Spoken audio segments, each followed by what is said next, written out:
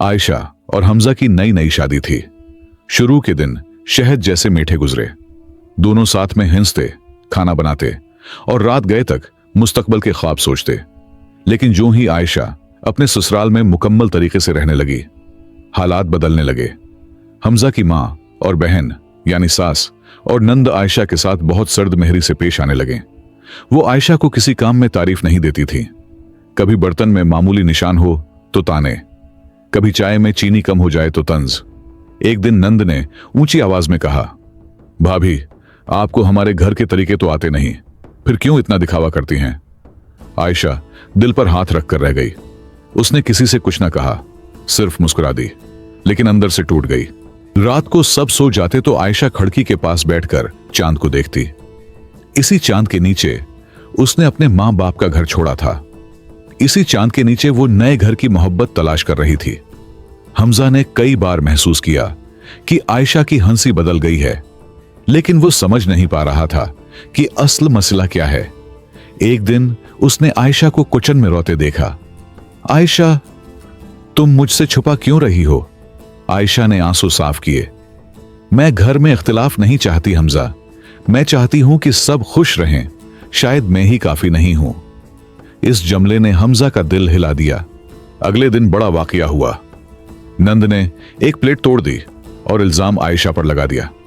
अम्मी, देखें, भाभी ने प्लेट तोड़कर छिपा दी थी। सास ने भी बगैर पूछे डांट दी। आयशा, तुम घर के सामान की कदर क्यों नहीं करती? आयशा हैरान रह गई। मैंने नहीं तोड़ा, लेकिन किसी ने उसकी बात ना सुनी। हमजा दौड़ खड़ा ये सब देख रहा था और पहली बार उसे हकीकत समझ आई। इस रात पूरा घर डाइनिंग टेबल पर बैठा था। माहौल खामोश था। फिर हमजा ने आहिस्तगी से कहा, अम्मी, बहन, एक बात पूछ सकता हूं? सबने उसकी तरफ देखा। अगर मैं किसी के साथ गलत करूं तो क्या वो खामोश रहकर भी सही हो सकता है, या फिर गलत? गलत ही होता है। सास और नंद दोनों चौंक गए। हमजा ने नरमी से कहा, आयशा ने कभी आपके खिलाफ बात नहीं की, लेकिन मैंने देखा है कि उसके साथ इंसाफ नहीं हो रहा। आज जो प्लेट टूटी, मैं जानता हूं किसने तोड़ी थी, और मैं उस लिए बोल रहा हूं क्योंकि मैं चाहता हूं मेरा घर सच पर चले, ना इंसाफी पर नहीं। नंद का चेहरा शर्मिंदगी से झुक गया। सास ने आहिस्ता से पूछा, बेटा, क्या हम वाकई इतने सख्त थे? हमजा ने हाथ पकड़कर कहा, अम्मी, हम सब इंसान हैं, गलतियां हो जाती हैं, लेकिन असल इज्जत इसी में है कि हम वक्त पर अपनी गलती मान लें। अगले दिन सास ने पहली बार दरवाजा खोलकर आयशा को प्यार से बुलाया। बेटा, आज चाय मैं बना रही हूं, तुम आराम करो। आयशा हैरान रह गई। फिर नंद आई, थोड़ा शर्मिंदा होकर बोली, भाभी, कल मैंने गलत किया, माफ कर देना।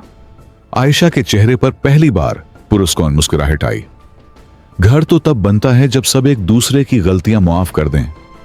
आहिस्ता आहिस्ता घर का माहौल बदल गया। आयशा का सब्र, हमजा का इंसाफ और सास नंद की समझदारी, तीनों ने मिलकर घर को हकीकी मोहब्बत का घर बना दिया।